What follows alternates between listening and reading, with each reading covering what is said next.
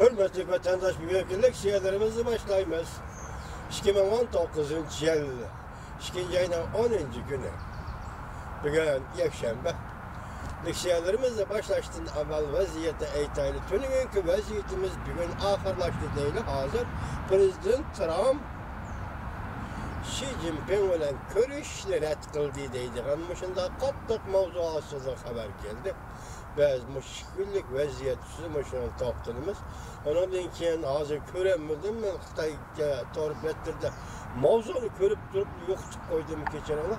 Türkiye hükümeti Uyg'urlar to'g'risida aytdi. Qattiq bayonot e'lon qildi dedi. Şunun qaraganda dunyoda hozir Uyg'urlar ko'ngil bilishning dardisini emas. Belki Uyg'urlar ko'ngil bilishning jiddiyligi va ta'xirsizligidan ikki masala, yani ikki misol bilan shuni ko'rib ola olamizki, yaqinda Angliya parlamentining Uyg'urlar to'g'risida ikki qatim muhokama edib bo'lganligi, bu qatam Turkiya hukumatining tunji qatim bayonotning o'zini ko'rmadim meni kechiringlar vatandoshlar, buni men anladim. Agar Turkiya hukumati bayonot e'lon qilgan bo'lsa, men shuning ishonamanki 15-asrdan hozirgacha bo'lgan orliqda Turkiyaning Uyg'urlar qaratgan siyosatida o'zgarish bo'ladi yoki O'rta Osiyo qaratgan siyosatida o'zgarish bo'ladi. Men xabarni o'zini ko'rmadim. Bu hukm xato bo'lsa, sizlar tahlil qilib rad qilsanglar bo'lmaydi vatandoshlar. Mavzuning o'ziga kelaylik. Mavzu bunda Prezident Trump Nimishq rais Xi Jinping bilan ko'rishishni rad qildi. Bunun sebebini yukarı derecilik bir nefer amaldor oshkorladi. Mavzuda xabar 2. ayının 7. günü yeni irator bitidi e'lon qilindi. Xabar bundan başlandı. 90 kunlik muhlat oyoqlashga 20 kunlik vaqt qoldi. Prezident Trump 7. günü mundaq ko'rsatdi. 3. ayının 1. günü so'da urushi to'xtatishdan burun Xi Jinping bilan ko'rishmayman. Amerika Qo'shma Shtatlari Iqtisod komitetining raisi Larry Kudlow buni sabablarini oshkor. Amerika Qo'shma Shtatlarining yuqori darajalik amaldorlariga navbatlik suhbatni Beijingda o'tkazdi. Va 3. ayning 1. kuni so'da urushini to'xtatishdan burun kelishim hosil qilindi. Amerika Qo'shma Shtatlari sharq vaqti 2. ayning 7. kuni tushdan keyin muxbiri 2. oyda Reis Xi Jinping bilan ko'rishamsiz deb savol qo'ygan Prezident Trump 5-lashtirib bu oyda Reis Xi Jinping bilan ko'rishmayman deb javob berdi. Muxbir yana savol qo'yib 3. oyda ko'rishamsiz deb savol qo'yganda Prezident Trump "Yaxshi, qaror qilmadim, balki" deb javob berdi. Prezident Trump hükümetinin bir nefer yukarı derecelik amaldori 7. günü NBC televiziyasiga bunday oshkor. Prezident Trump bilan Reis Xi Jinpingning suhbati 3. ayning 1. kuni so'da urushini to'xtatishdan burun chaqirilmaydi. Chunki suhbatning taraqqiyoti har vaqtdagidek o'zgarib turadi. Prezident Trump bilan Reis Xi Jinping suhbati qachon chaqiriladi? Muqamlashtirg'ili bo'lmaydi. O'tgan yil 12. ayning 1. kuni Prezident Trump bilan Xi Jinping suhbatlashganda 90 kunlik suhbat muhlatini muvaffaqiyatli belgilab jamoat fikri birdek bunday hisoblagan. Bundan keyin o'tkaziladigan Prezident Trump bilan Xi Jinping suhbati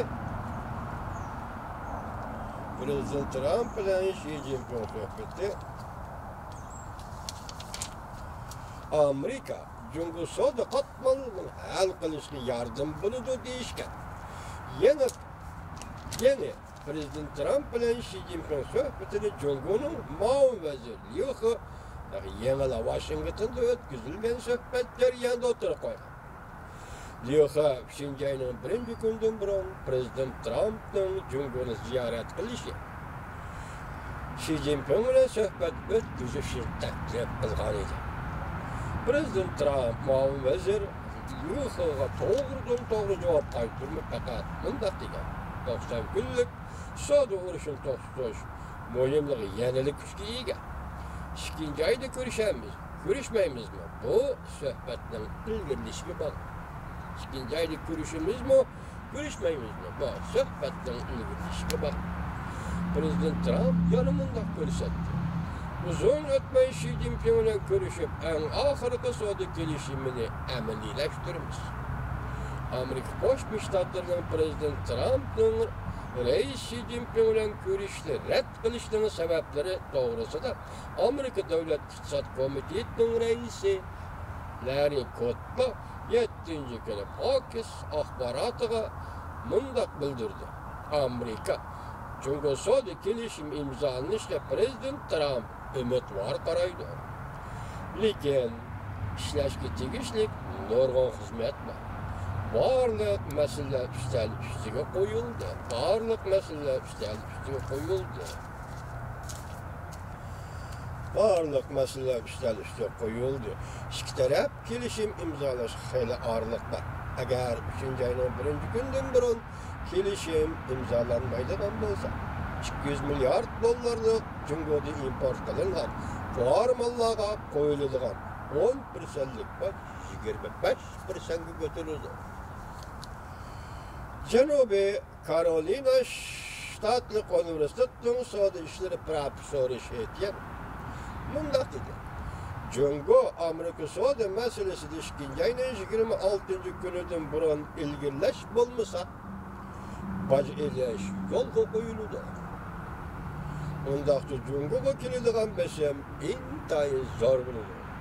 Qaraganda Prezident Trump hükümeti bilen Cumhur'un kelişim imzalışı da ümit zor emas. En mühim sebep şu ki Beijing yol koymadı. Demek kelişim imzalaş Beijing yol koyun. Bugün makul etiyap, bugün makul etiyap. Kaynıge bir çekinip aldığı bir kadem, kaynıge bir kadem menip doğallık için bu azı kelişmeyi vatıdığının sebeplerinin yana başka taraftan nerede kildiğanlıkın tüvenden işlemetten taşı. Beijing yol koymadı. Şimdi ayının 1. günden başlayıp her sebep baş elişten mümkünlüğü küçeydi.